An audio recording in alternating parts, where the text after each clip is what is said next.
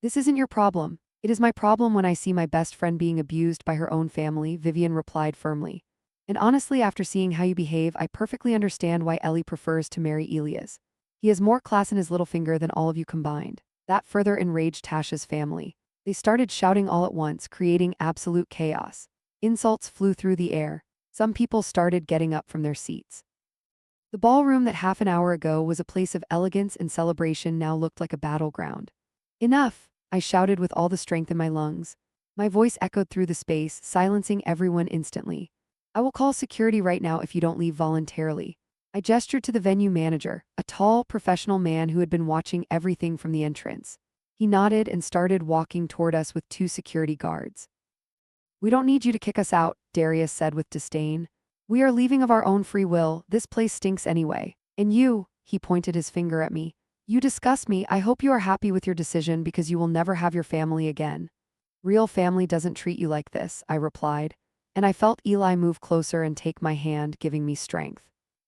Tasha grabbed her designer bag, the same one I had helped her buy last year when she borrowed $3,000 she never paid back. Let's get out of here. This wedding is a bad joke. Anyway, one by one, Tasha's entire family started getting up from their seats. There were about 20 people in total. They gathered their belongings with exaggerated movements, making as much noise as possible, making sure their exit was as dramatic as their behavior throughout the ceremony. This is not over, Tasha's father yelled as he walked toward the exit. Everyone in the city will know what kind of woman you are. Let them know, I said with a calm that surprised me. I don't care what they think anymore. As the procession of toxic people left the room, some even pushing chairs and throwing napkins on the floor as a final act of rebellion, the rest of the guests remained in absolute silence.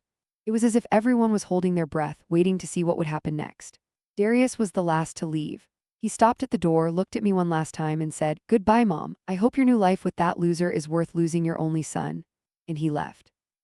The door closed behind him with a final sound that resonated in my heart like a definitive slam. I stood there in the middle of the ballroom trembling. I had just kicked my son out of my wedding. I had just potentially broken my relationship with him forever. I had just lost access to my grandchildren, the only innocent creatures in this whole horrible situation. Tears fell freely down my face. My makeup was ruined. My champagne-colored dress had tear stains. The happiest day of my life had turned into an absolute nightmare. Then I felt Eli's arms wrap around me.